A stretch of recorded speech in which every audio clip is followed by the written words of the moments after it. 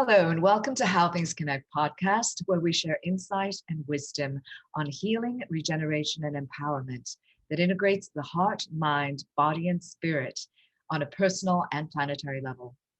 I'm the host and creator, Stephanie Wang, and it is my pleasure today to welcome as my guest, Yasmine El Baggari.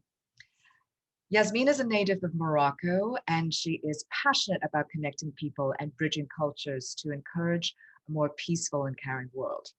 She launched Voyage, a platform that connects people from around the globe for one-on-one meaningful exchanges to foster global understanding. For the past 4 years, Yasmine's reach has included work with the World Bank, research at Harvard University, where she's currently studying and working towards her master's degree in education, and the US State Department as an Engage America ambassador. She has spoken at international conferences, including the World Economic Forum, the Middle East Studies Association, and Obama's Global Entrepreneurship Summit. Her work has appeared in National Geographic, Forbes, BBC, and the Huffington Post. Yasmine has also received numerous awards, for example, from the African Studies Association, Hampshire College's Entrepreneurship and Innovation Award, Glamour Women of the Year Award, and 2 Ingenuity Awards. Recently, she was invited to the White House as one of the 100 most influential travel bloggers and on Forbes' list as one of the most inspiring and promising entrepreneurs in 2016. Yasmine has also traveled to all 49 US states and over 45 countries by the age of 24. She's on a mission to bring back openness, curiosity, and empathy into our world, which is exactly what we need right now. Welcome, Yasmine. Welcome. What an honor to be here. Thank you, Stephanie. Thank you for being with us. I recently actually was in Morocco, which was almost exactly a year ago when I met you in Rabat. And what an extraordinary trip that was, not just because of certainly being in Morocco, which is extraordinary, but meeting you and just experiencing Morocco as such an extraordinary confluence of so many different cultures and languages, including Berber, Arab, Spanish, French, Jewish, just to name some of the bigger ones. And, historically, Morocco has been a place that has been tolerant of all religions, where Christians, Jews, and Muslims have coexisted in a peaceful way and constructive way where they respect each other and prosper in the same communities. And I just was wondering, is that sort of the basis of how you became interested in cross-cultural communication, in travel, and all of that? Wow. Well, first of all, thank you for that beautiful introduction. And it really was such an honor to meet you in Morocco. I remember it was Christmas night and we were Yes. having dinner with a complete group of strangers from France and America and Morocco, and having this meaningful exchange and just recognizing each other as family on the first, like in the first 5 minutes. And that will always stay with me. I would say that I do think Morocco has a big role to play in my curiosity in wanting to discover the world. Growing up here, I've spoken French and Arabic and English, and I always wondered, what is it like out there in the world to, meet people from different cultures and different perspectives. So Morocco was part of the inspiration, perhaps, and then other countries were part of the inspiration into this global mission of interconnectedness. So, And then what was the sort of critical turning point for you that ignited this passion in you beyond just your own culture? um, when I was a kid, I remember, there was a moment, I think I was like 7 or 8 years old, and I remember feeling the inequality, like observing the inequalities that existed in my neighborhood, in my cities, and even like just hearing people talk about each other. And I never understood that. I never wanted to be part of a culture that othered the other. Hmm. I remember promising myself to always be happy and to seek the truth. And so it started very young, but my trip to America when I was 15 years old to visit my uncle and learn English was kind of furthered, reinforced this belief that we are not disconnected, that we're a human family, and I need to stay true to that. So I just never deviated to another perspective, but this deep grounded belief that we are interconnected, that we are here on earth, and it's a miracle that we're here. So yeah, and later on meeting people like you and realizing I'm not alone in this understanding that there are other people who also have come to the same conclusion, that we just forgot that we are a family, and we need to Hmm. remember, within and outside of us. So yeah. Absolutely, absolutely. I still remember when you were talking about the dinner at which we met, we were supposed to just have dinner with just the two of us. And it ended up, we were in a Riyadh, and it ended up, uh, we had dinner, Christmas Eve dinner, with basically all these other guests of the hotel of the Riyadh, which are not that many, which are like 6 or 7 people more. But they were from Italy, from France, from all over the place. And we did not know each other at all. We actually ended up having this communal table and breaking bread and over this Christmas feast. And that was really extraordinary. I have to say, I share this passion of travel with you. And for me, it's always been discovering how few differences we actually have with each other.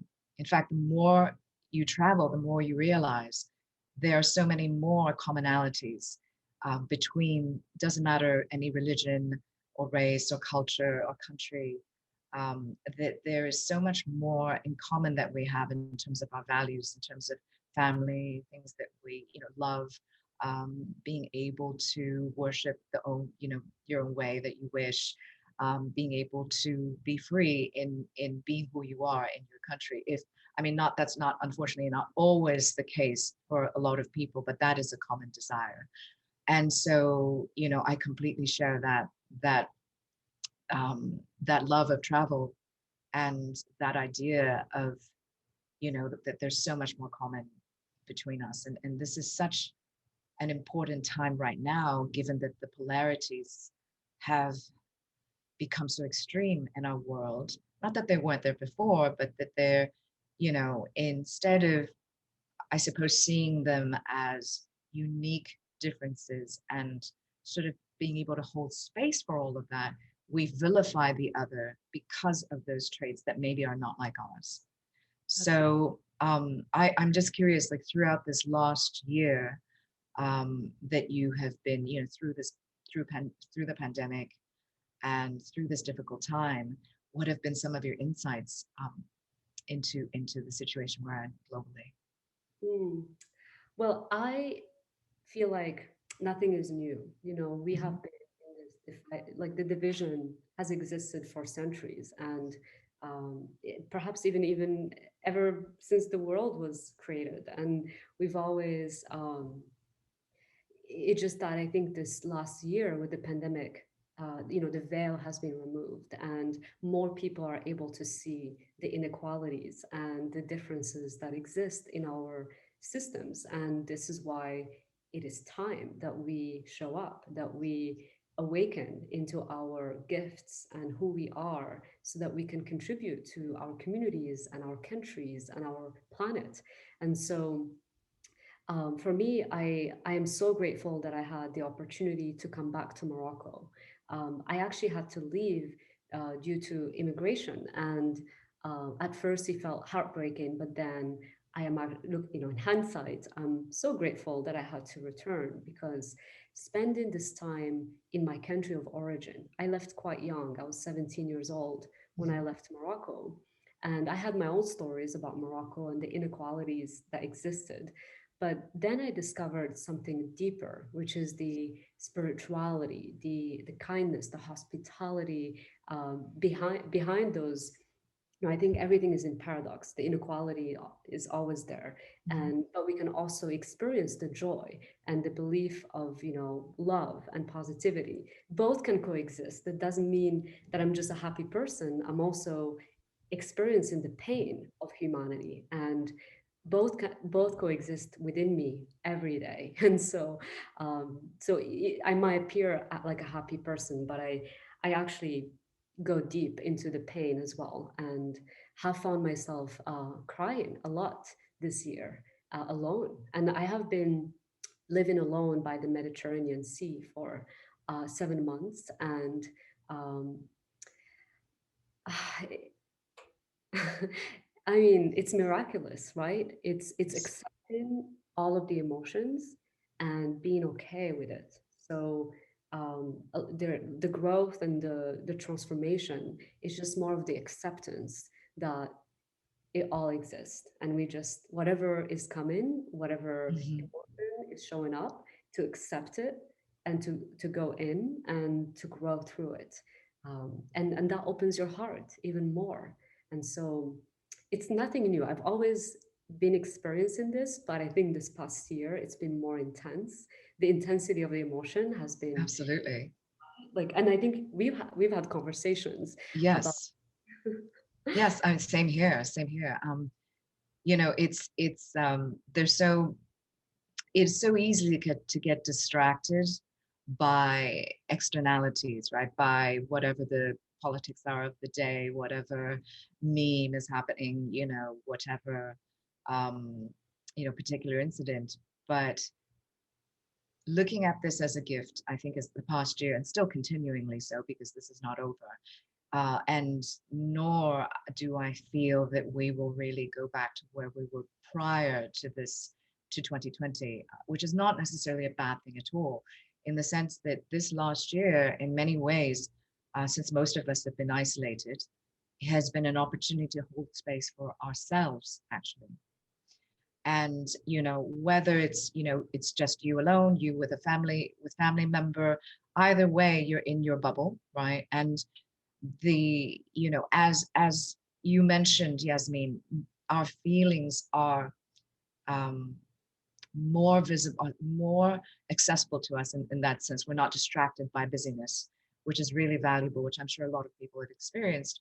And at the same time, a lot of perhaps outdated beliefs, outdated ways that are behaving are being reflected either immediately by the person that we're with, because we're in such close quarters with them and day out, or reflected within ourselves, and we're noticing how we react instead of pausing, or let's say how we respond to particular outside stimulus. And it becomes very obvious because we could easily go into that flight or fight, but then you realize, wait a minute, if I do that, who is that serving really?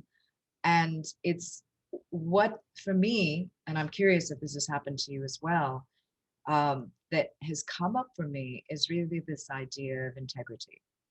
So by integrity, most people feel that it's about, well, doing the right thing. Now that's one aspect of it, but what I speak of is more energetic integrity, especially with our feelings. So even what I just mentioned earlier, when we don't have the opportunity, time, or the attention that we pay to our own feelings and our bodily sensations, we're really missing out on a lot of what we should be looking at in terms of our personal growth, in terms of our health, in terms of our interpersonal relationships.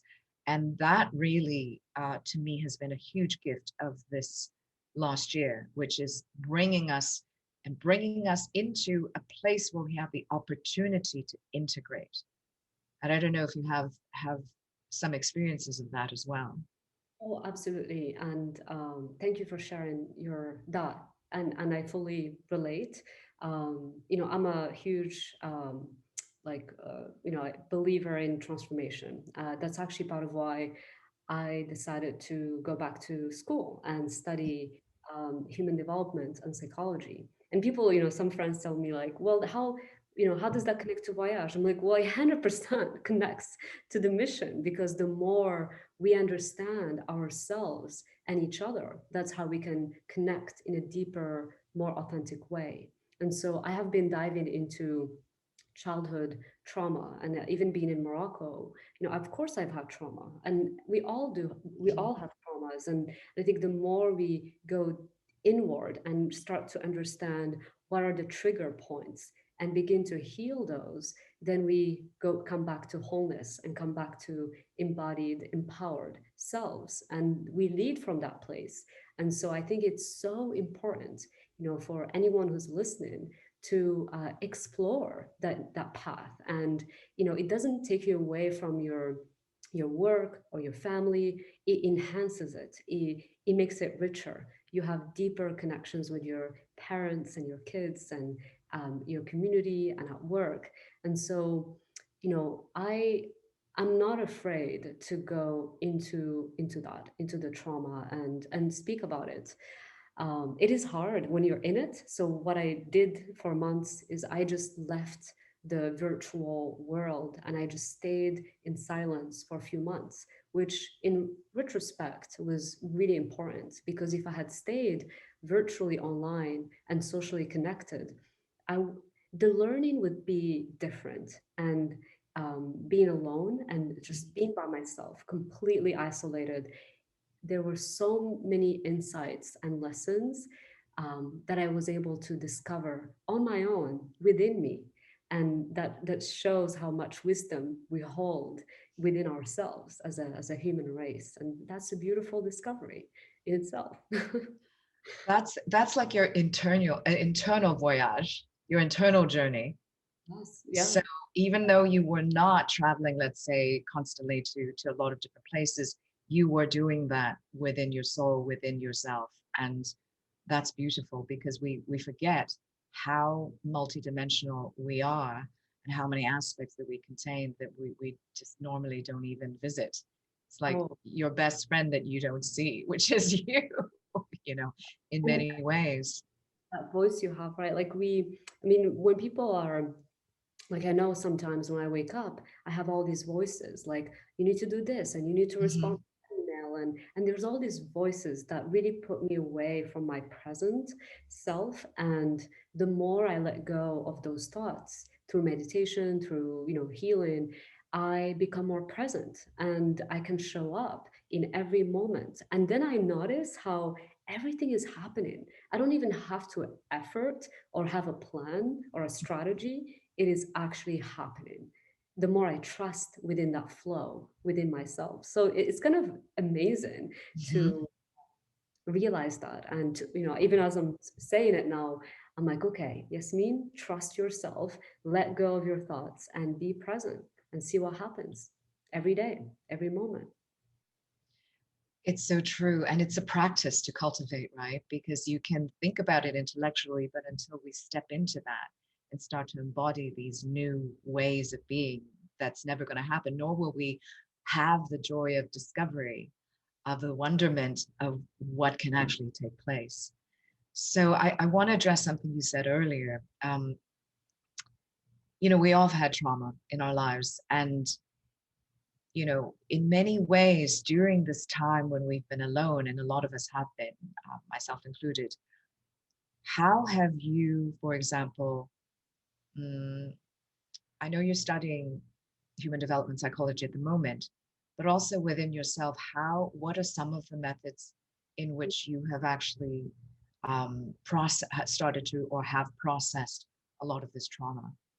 Mm, beautiful question. Thank you. There are so many different methods, and what could work for me might not work for someone else, and that's the beauty of exchange. And the voyage mission is about connecting people across difference. And I actually did want to mention, before I respond to your question, earlier you talked about the commonalities. And one time I was having a conversation with a friend of mine who's from Jewish culture, and he said, well, what if we celebrated our differences? What if we Hmm. embrace our differences? And that really stuck with me, because we always talk about how we need to find commonalities, but actually the diversity of thoughts, of perspective, of religion, of political views is as enriching when we fully open our heart and listen to the other perspective. So I wanted to bring that up because Mhm. it's a paradox, like, you know, quite amazing. But to respond to your question around method, one new theory that I have been exploring and really diving into this past few months has been Robert Keegan's theory on adult development.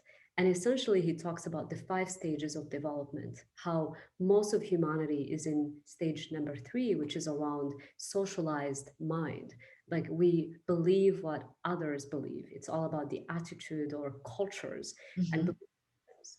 And so, what we're looking at as we grow is the self authoring and self transforming mind, which is more where Rumi is at. He talks about Mhm.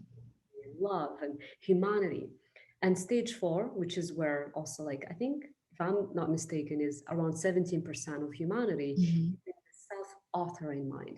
We're able Mhm. to actually become, the board of directors of ourselves, where we take action. We let go of the beliefs, we let go of the culture, and we choose for ourselves what is aligned for us.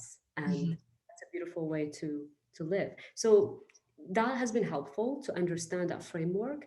I myself go between the socializing mind to the self-transforming mind, and I'm working to improve myself every day to figure out where do I get triggered that makes Mhm. me believe that I need to believe what my culture says, or what I need to be a good Muslim woman or Arab or African, whatever the identity. There are endless identities, Mhm. and it's exhausting. So I like the stage 4 and 5 because it's all about, well, I'm just gonna rest and pause and do me for a few Right. hours and see what happens, and be unapologetic about my choices, because I chose that. So I trust me to choose what's good for me, and that's how I live my life most of the time.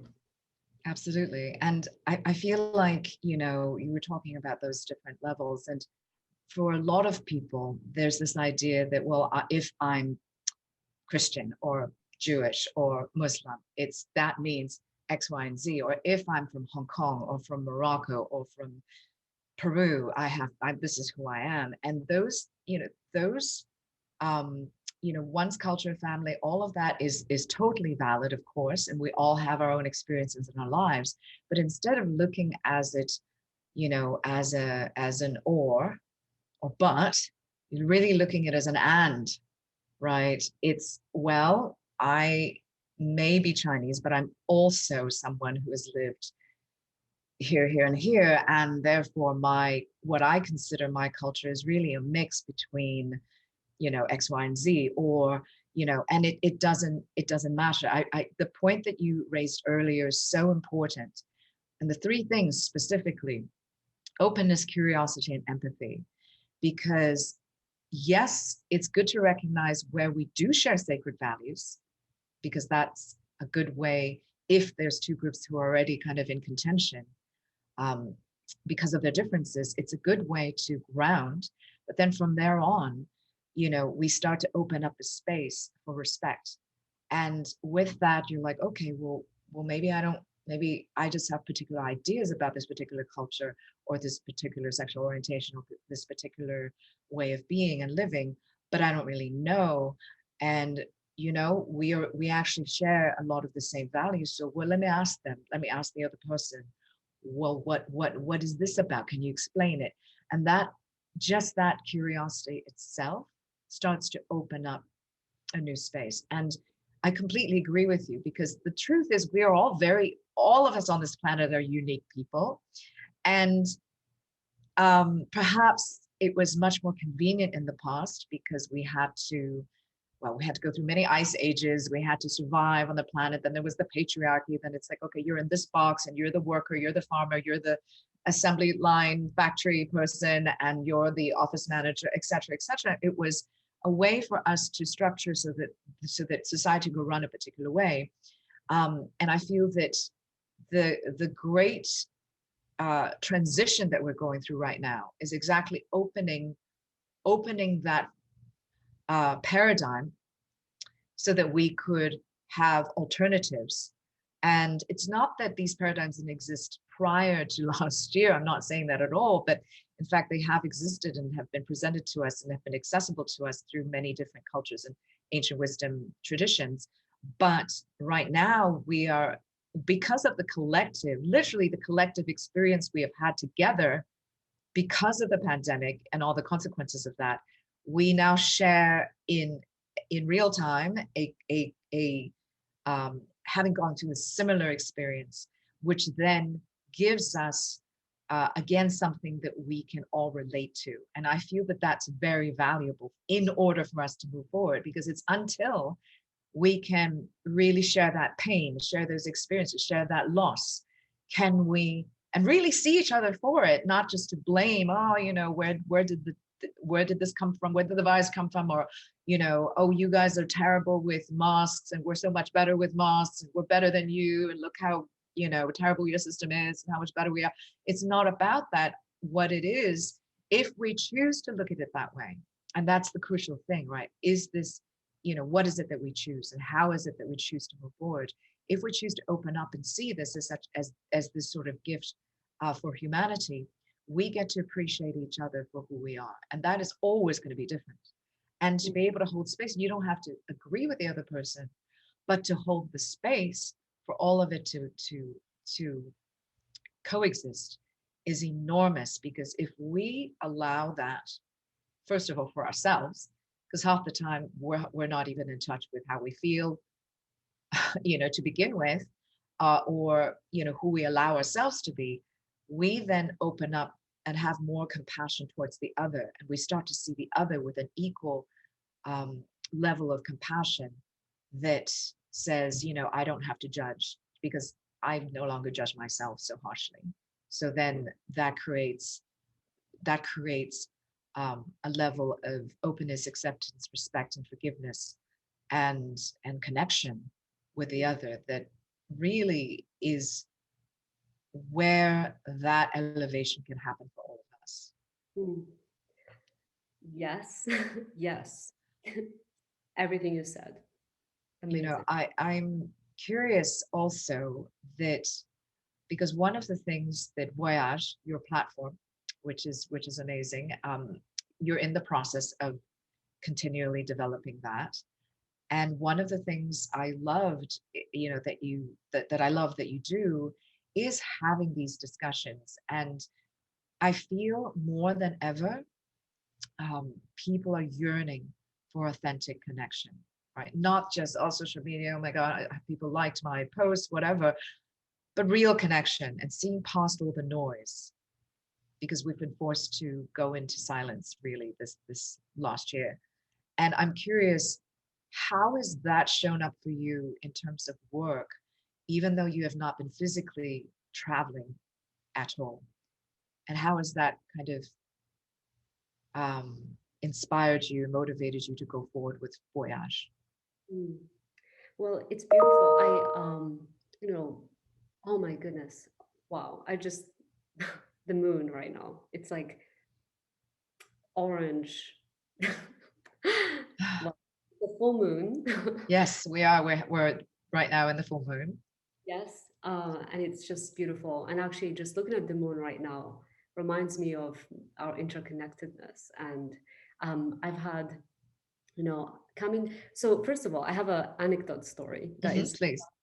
when I first arrived to the Mediterranean Sea, it was very important to me that I come to Morocco and this part of Morocco, because just looking at the ocean every day is such a gift. It reminds, you know, like the waves, like they come and go, like the emotions, they come and go. The moon cycle, it's so connected to the woman. There's just like so much about nature that is a direct reflection to how we feel inside. So I've just been in this journey of self-discovery, continuous self-discovery. And, you know, Voyage is an evolution, very much like I am. You know, Voyage is an extension of my heart. That's why I created it. It captures the essence of what I feel and what I want to bring to the world. And the pandemic absolutely paused a lot of our in-person gatherings and meetings and conversations. However, it has created an incredible opportunity to be able to bring people from all over the world in one room. I host gatherings where we have 60 different countries at a time. And that alone gives me so much hope, because just listening to where people are based, even that, just the location, Yes. You reminds mean through Zoom? Is that what you mean? Hmm. Zoom, Yeah, through Zoom, digitally. Yeah. like virtually, Hmm. just hearing people from different Yes. countries. Just that alone, without no conversation, just in silence, Hmm. feel how we are part of this ecosystem and we all are on planet Earth and in this universe. Like that to me is just such a gift. And we are collaborating with different communities. So Voyage, my vision, and it's a lifetime, my lifetime's work. So this is what I want to be doing for the rest of my life, and maybe after too. Bringing people together is really what speaks to my heart. And we've collaborated with an organization called Amidist. We bring in youth, young people from Asia and Africa and the Middle East together to have these cross-cultural conversations about our dreams and our challenges and our fears and hopes, and how we can help each other. And just creating that space alone is magnificent. Like conversations happen, collaborations happen, aha moments, like that realization, like, oh, I guess it's not that hard. Maybe I convinced myself, that it's impossible, but it is possible. So my anecdote is that when I arrived here, there was no internet. The Wi-Fi was like going in and out, and it was very hard for me to bring people together, literally from around the world, when I can't even be connected on the internet. Right. And so I was trying to get fiber, like better connectivity, and they said it's impossible, you can't do it. And I believed them. So for a few months, I was literally struggling. But I also, it was a gift because I was not connected online. I was connected with the world Mhm. within myself. So, but one day I woke up and I realized that the limitation is only in our minds. That if I wanted connectivity here, I can do it. It's possible. If that means rebuilding the infrastructure of the neighborhood, well, great, let's do that. So that's what we did. It took 6 months. And the reason why we're having this conversation without any issues is because we've completed this amazing mission of bringing connectivity to the northern small town in northern Morocco, in Africa, and for not just me, for the whole community. And that story is amazing. It inspires me. That alone is is amazing.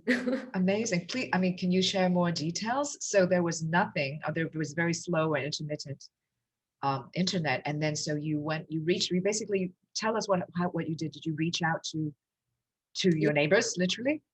yeah, we had to get people to agree that we needed to literally, like, what's the, I don't even know what the word is in English. When you get on the ground, like, uh, Yes.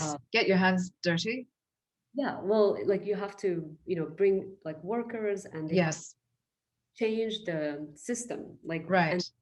or underneath the ground to get Yes. fiber line Yeah. uh, neighborhood. So the whole neighborhood had to kind of agree, in a sense, be okay with the work. Right.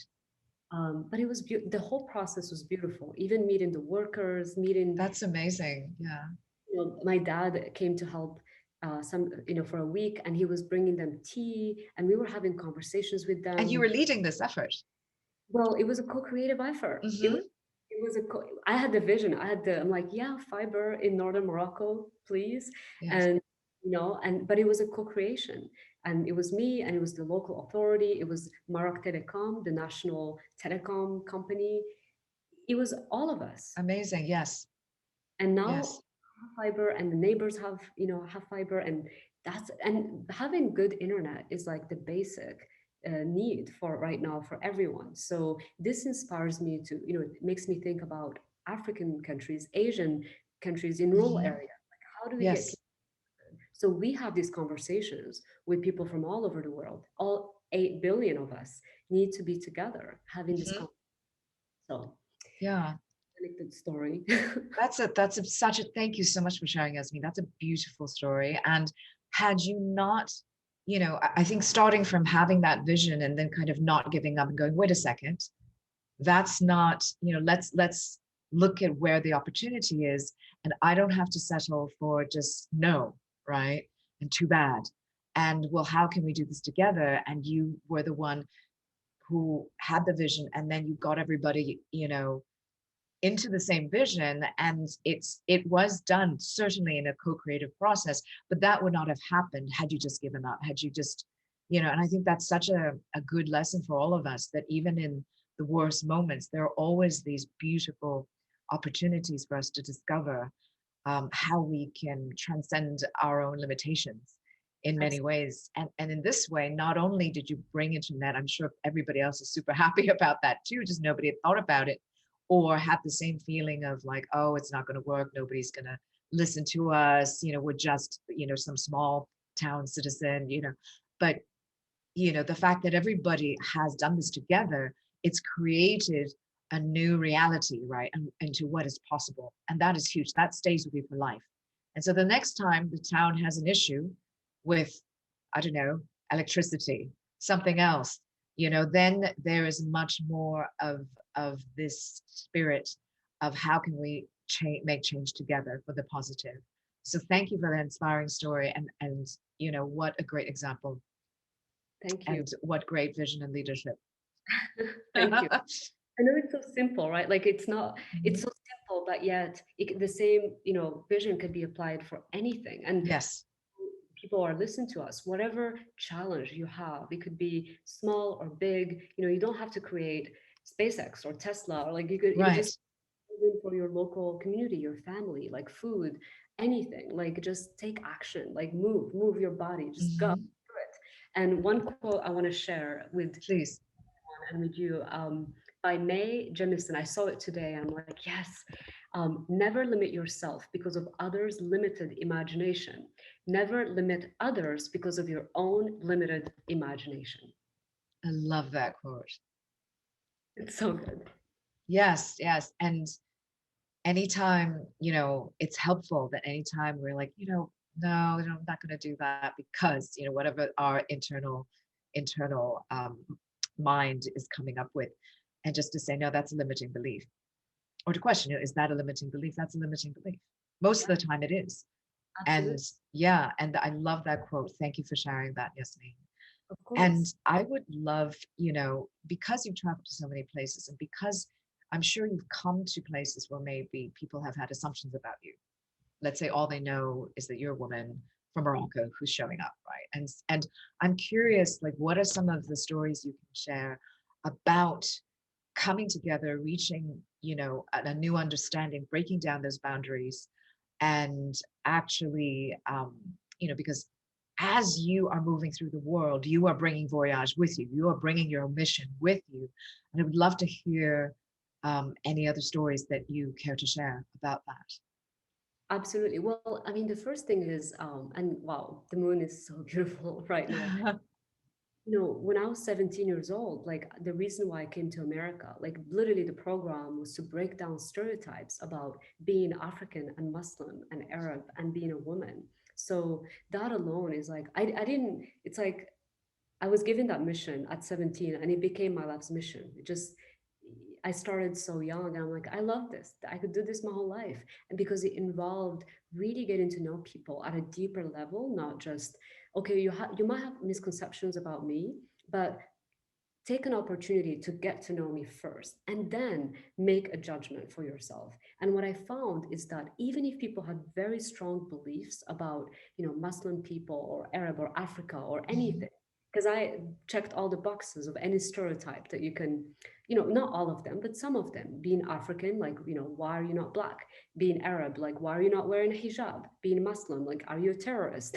Like being, Mhm. how come you're, what any, are you disempowered? Like, and yet I was, in America, like traveling on my own on a ground bus, and I was not afraid. Like I just followed my intuition when everybody in at the time, you know thought it was a crazy idea. Like, why would you travel by yourself across all 50 states? I had a deep, burning desire to meet people locally and really understand what's it like to grow up in a farm, to grow up in Alaska, to grow up in Kansas, in South Alabama, like, and everybody I met, literally everybody, no exception, was amazing. Had that Mhm. unique story and perspective. And even if the political views might have been different, well, my we won't talk politics, but my belief is that we all want the same thing, and the division is just the lack of taking the time to get to know the other person. And Mhm. we just need to sit down, have some Very good tea, point. Yes. Over some good food. have some good food, some tagine or couscous, or anything, and then Yes. read that what you're saying is actually not very different from what I want.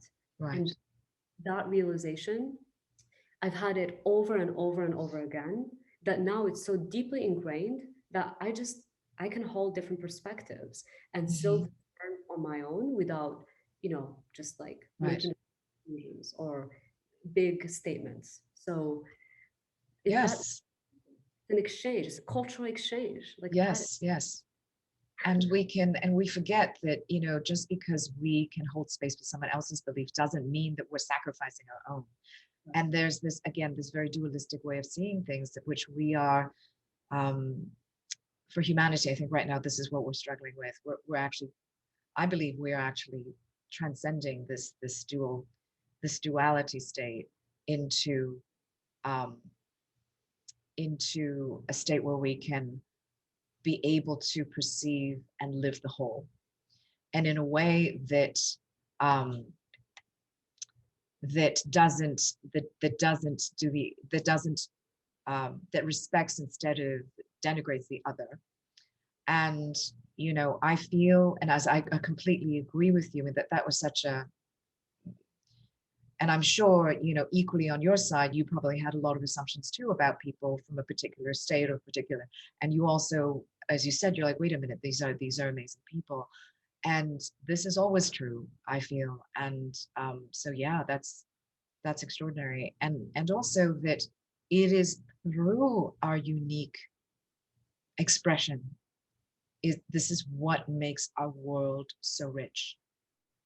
And that applies not just as a feel good factor. It is very true whether it's in business, in creating a more abundant society, creating more, not just actually including material wealth, but not just that, of course, but in terms of spiritual wealth, emotional understanding, um, and physical health. Because the less we are in fear and in contraction, the better our hormonal systems work, the better our parasympathetic nervous systems work, and the rest of it. So yeah. And I'm also curious, Yasmine, what for yourself has been the most important internal guidance system for you? How have you been able to navigate, as you are navigating all these different terrains, geographically, but also culturally and all of that? How have you, when you are in a tough spot, what has been your navigational system? Um, well, the moon, like the moon, like how can you not? No, I'm just the moon has been definitely, Good. but and I can share more about that and why I want Please, please to, go ahead. but Tell us more. before I go to the moon, it's very simple. I mean, there's this deep belief that you know, call it love, call it God, call it the universe, call it nature. I accept all definitions. I call it God. That's my personal belief. Mhm. And that's it. That is it. I just have a deep belief that there's something greater beyond us that we can't explain. It just is. And that gives me the strength and the courage to overcome anything. And I've had my share of challenges, for sure. But it's just learning, it's growth, it's like I see them as, when I have a challenge, like, oh, I'm being, like, in a way, am I resilient to overcome? Like, is my belief strong enough? And I've always overcome any challenge and come back to the peace, to the love, to the, just calm, river and sea. And that's lovely. So that deep belief. And trust, then, would you say?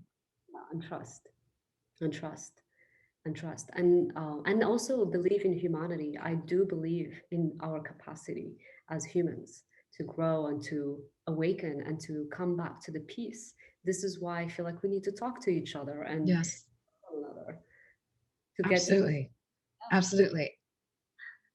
Um, and what about the moon? So the moon is an amazing story, because the reason why I was able to leave Morocco is because of the moon. And that's like my, 1969 man landed on the moon. And Mhm. my uncle, who I talk about often, Ahmed, who grew up in a farm with 11 brothers and sisters. He was given a radio, like as a gift from a European person that was traveling in this small town.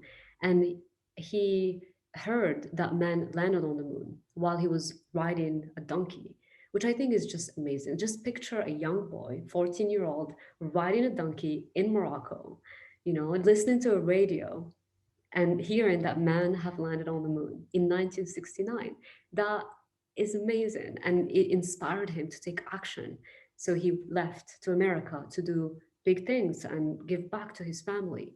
I have 30 cousins who still live in poverty, and the fact that my uncle went to America inspired my brother and me and a few others to want to go. So my uncle was the original inspiration for us to leave Morocco.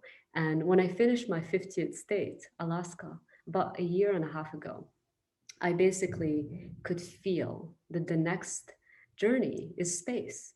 And I want to experience the earth from that overview effect perspective. And it's just a feeling. It's not whether it happens or not, I'm not attached, but I just felt it. I just, in my heart, in my body, that I'm going to space. It is happening. And that's, and I'm excited to go to the moon and be one of the first women on the moon, because we haven't been there yet and we need to go. Because why not? Why not? Mhm, mhm, mhm. And do you feel that actually brings me to the topic of the feminine? Because when you look at the moon, it seems though, because you've mentioned to me several times whenever we talk about the moon, and it's beyond what you said about your uncle, which is that's an amazing story. And again, just to second what you're saying, you took action. You not only heard the story and was inspired, you took the action to take the next step. Again, trusting and believing and having that faith to take that next step, even if you didn't know what was on the other end of that, right? And I think that's what the curiosity and that passion and that trust is important for all of us to remember, because we each of us have that capacity. Um, but I would love to talk to you also a little bit about simply just moon gazing, because again, we've talked about this several times, and there's something about that for me as well. And it's for me, it's also about nature, right? Because when we start to look at the stars, look at the sky, when we're in mountains and an ocean, we start to remember that we're not just these busy bodies in our office or home office at this point, doing our thing on the computer. We're also, or on social media or whatever, on our phones. It's we're part of the greater whole, and there's something in that remembrance, even if, and of course we may actually literally be talking to the moon, which totally one can, but even in that silent connection, back to the whole idea of travel and connection, we are making that connection when we actually look at the moon, when we actually acknowledge nature around us and feel her. And I feel is that part of what you feel when you look at the moon? I mean, I'm literally looking at the moon right now as we speak. It's like right there. You're here and the moon is there. We're all having tea. It's amazing. It's like, Yes. we're interconnected, and it's beautiful and inspiring.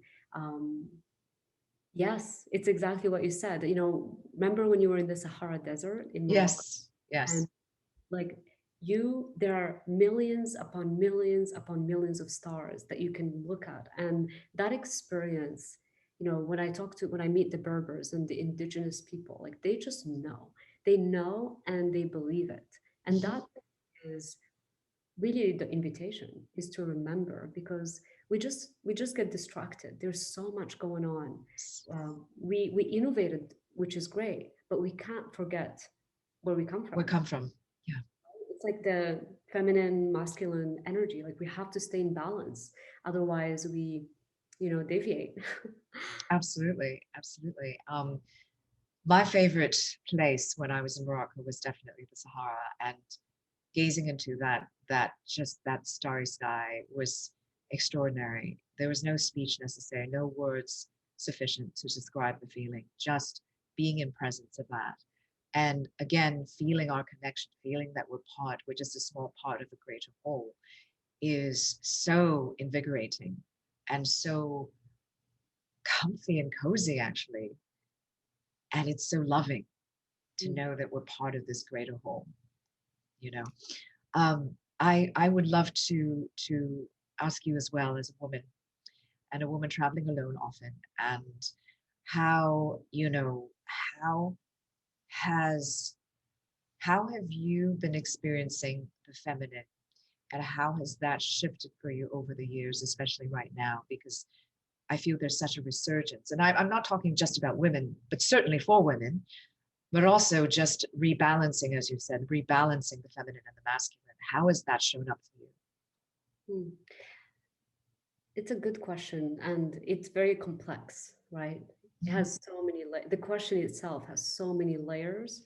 So, my optimistic response would be that I've had no issue. I've actually been able to travel to over 50 countries now, and never had a problem in terms of airport security. I mean, not airport. Actually, I'll take that back, because the main challenge I've had is navigating borders. Like, as Mm.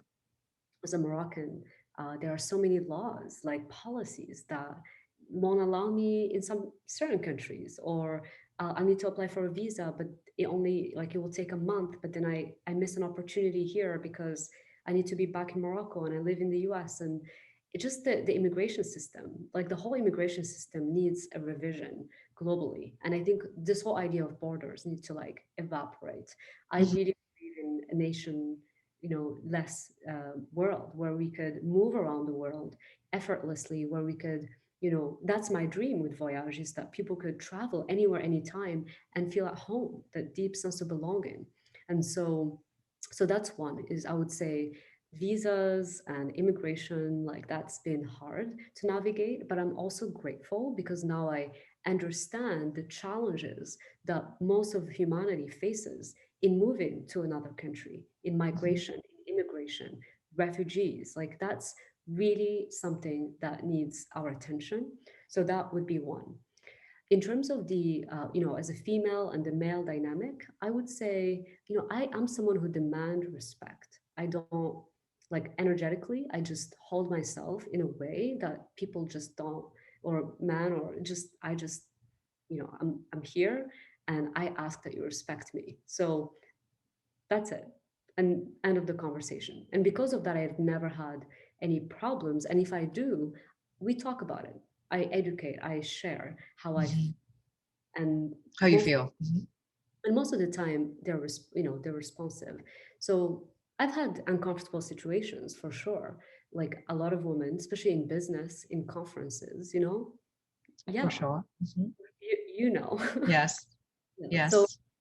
I think as women, we have to just, not from a place of fighting, but from a place of respect, once again, to demand to, lovingly and kindly Yes.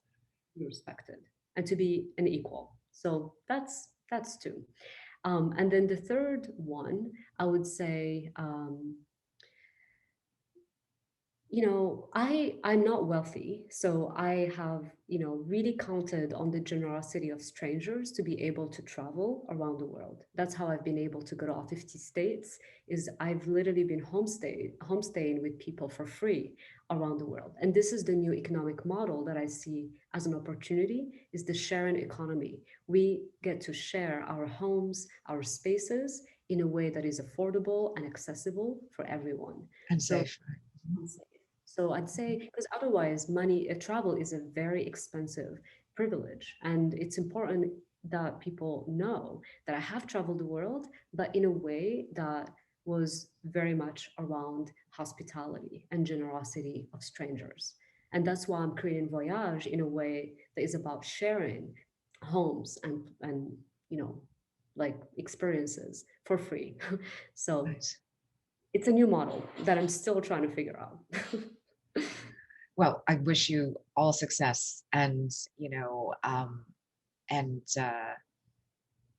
I think that's fantastic. Even this year, I know you're continually working on it, but the fact that you've been curating these rooms for all of us, which I've definitely been a part of, which I love, having people from 60 countries in one room, and that connection alone has been life-saving, has been, I think, such an important point of energizing for all of us who are stuck at home in a box apartment. If we don't not lucky enough to be in a house, and that's been invaluable. So keep doing the work you're doing. It's amazing. Thank Um, you. what is sort of, as we wrap up, what has been the most surprising or shocking thing that you've discovered in your travels in terms of human nature and how the world works? Well, like most of humans in the world, they're looking for three things. They want to be seen, they want to be loved, and they want to be validated, like acknowledged. And those three things, very common everywhere. And that is beautiful. Like that common understanding that we Mhm. all are seeking the same thing, to be seen, to be respected, to be valued, to be, acknowledged. That's simple and that's common, for every human being in the world that I've met is looking for the same, whether they say it or not. It's yeah, that's been my discovery, and of course I'm open to correct, to different perspectives if you don't agree with me. And how can we support you? First of all, what would you like us to help you with in terms of Voyage at this moment? And how can we support you in this vision? How can we be a part of this vision and be a part of the Voyage community? Well, so the current where I am now is engaging this doing this pilot, so engaging communities. But my intention is to interconnect these communities into the world so that anyone could join. But I need resources to be able to do that. So I don't, they say don't launch too fast or you're gonna fail. I'm taking that wholeheartedly. So I'm focusing, in these pilots. So resources is one, ideas around business model, like creating this new sharing economy model, like how do we get as many people to travel and connect with each other in a very inexpensive way. And what else? Oh, and then just to show up, like be open, be curious, talk to a stranger, reach out to people you haven't talked to since high school. That would make me very happy. That's how, because the mission is all of us. So the Hmm. more Absolutely. empathy and compassion, we can reach 8 billion humans and beyond. And that's what we want. Absolutely. And if we want to look you up, should we find you on Instagram or do you have a website? Could you share that? I do have a website, which is, you can just email me at literally Yasmine at voyage.com, and voyage with a J. So I I'll will, share that in the notes amazing. so people can see it. I'm very reachable. Like I'm here and happy to connect and have tea together anytime. Amazing. Amazing. Thank you so much, Yasmine. Is there anything else you would like to add Well, before we sign off? I want to thank you and congratulate you for launching this incredible podcast. this is needed. And I love the mission and the vision. I love who you are. And you are an example to follow. So thank you for doing what you do and for being who you are. Thank you.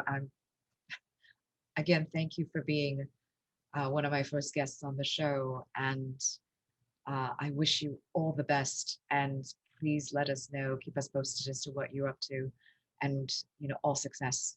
Love you so much. Love you too. Bisous. Bisous.